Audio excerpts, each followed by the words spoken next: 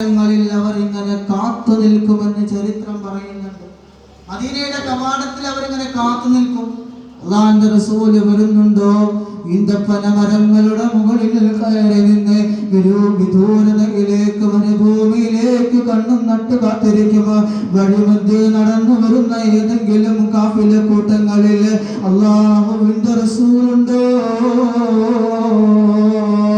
വഴിയെ പോകുന്നവരോടെല്ലാം അവർ ചോദിക്കും, അല്ലാഹുവിന്റെ റസൂലിനെ നിങ്ങൾ കണ്ടോ?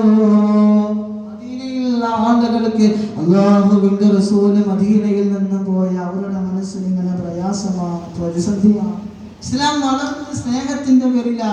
ആ ഒരു സ്നേഹത്തിന്റെ പുറത്താണ് ഇസ്ലാം വളർന്നത്. വധിക്കാൻ വരുന്ന ശത്രുവിനോട് പോലും അല്ലാഹുവിന്റെ റസൂല് പറഞ്ഞത്, മോനെ നീ പേടിക്കണ്ട, കടന്നു പോയെന്ന്. അല്ലാഹുവിന്റെ റസൂലിന്റെ ശരീരത്തിലുള്ള പുതപ്പ് വലിച്ച് പ്രയാസമുണ്ടാക്കിയ അഅറാബിയായ മനുഷ്യനോട് സ്വഹാബത്ത് ദേഷ്യപ്പെട്ടപ്പോ അപ്പോഴും പറഞ്ഞത് വിഷമിക്കേണ്ടെന്നാണ്. തായിഫിന്റെ മണൽത്തരികളെ ഈറനണിയിച്ചുകൊണ്ട് അല്ലാഹുവിന്റെ റസൂലിനെ നോവിച്ചപ്പോ ജിബ്രീൽ വന്ന് ചോദിക്കുന്നുണ്ട്, യാ റസൂലല്ലാഹ്, അങ്ങൊന്ന് സമ്മതം നൽകിയാൽ തൽക്ഷണം ഞാൻ അവരെ നശിപ്പിക്കാമെന്ന് പറഞ്ഞപ്പോ അപ്പോഴും അല്ലാഹുവിന്റെ റസൂല് പറഞ്ഞത് വേണ്ട, ഒരു പാപങ്ങളല്ലേ എന്നാണ്. ഇന്ന് നമ്മുടെ ജീവിതത്തിൽ നമ്മൾ പല തെറ്റുകളും ചെയ്യുന്നുണ്ട്. റസൂൽ പറഞ്ഞത് മാതിരി ഒന്നുമല്ല നമ്മുടെ ജീവിതം. നിസ്കരിക്കാൻ ക്ലിയർ സമയത്ത് നമ്മൾ നമസ്കരിക്കുന്നില്ല, നോമ്പെടുക്കുന്നില്ല, എല്ലാ തെറ്റുകളിലുമായിട്ടാണ് നമ്മുടെ ജീവിതം. ഇതെല്ലാം അല്ലാഹുവിന്റെ റസൂൽ അറിയുന്നുണ്ട്. നമ്മളൊരു തെറ്റ് ചെയ്യുമ്പോ മദീന മുനവ്വറയിൽ അല്ലാഹുവിന്റെ റസൂൽ അറിയുന്നുണ്ട്. റസൂലുള്ളാഹിക്ക് മനസ്സിൽ സങ്കടമാണ്. എന്തെങ്കിലും ഒരു നന്മ ചെയ്താൽ അല്ലാഹുവിന്റെ റസൂലിന് സന്തോഷമാണ്.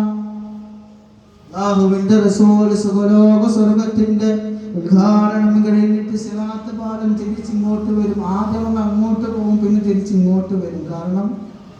കാരണം എന്താ? ആരെങ്കിലും തന്റെ ഉമ്മത്തിങ്ങളിൽ ആരെങ്കിലും ഒരാൾ സ്വർഗലോകത്തേക്ക് പ്രവേശിക്കാതെ നരകത്തിന്റെ അവകാശികളാകുമോ എന്ന് പേടിച്ച് ആ സിറാത്തിലൊന്ന് തെന്നിപ്പോയാൽ കൈകളൊന്ന് പിടിക്കാൻ, സിറാത്തിലൊന്ന് തളർന്നു പോയാൽ കരങ്ങളൊന്ന് പിടിക്കാൻ നമ്മുടെ നേതാവ് നമ്മളെ കാത്തിരിക്കുമെന്ന് പറയുമ്പോൾ അല്ലാഹുവിന്റെ റസൂലും സ്വഹാബത്തും എല്ലാം സ്നേഹത്തിന്റെ പുറത്താണ്. ദീൻ വളർന്നത് ഒരിക്കലും യുദ്ധത്തിന്റെയോ അക്രമത്തിന്റെയോ ഒന്നും അല്ലാഹു തആല മനസ്സിലാക്കാൻ, ഖൽബിൽ ഇഷ്ക് വളർത്താൻ, ഇഷ്കിലായി ജീവിക്കാൻ, ഇഷ്കിലായി മുഴങ്ങാൻ, ഇഷ്കിലായി ലയിക്കാൻ, എല്ലാം ഇഷ്കുമായി ഹബീബായ തങ്ങളുമായി മദീനയുമായി ബന്ധപ്പെട്ട് ജീവിക്കാൻ നമുക്ക് തൗഫീഖ് നൽകി അനുഗ്രഹിക്കട്ടെ. പോണ്ടല്ലേ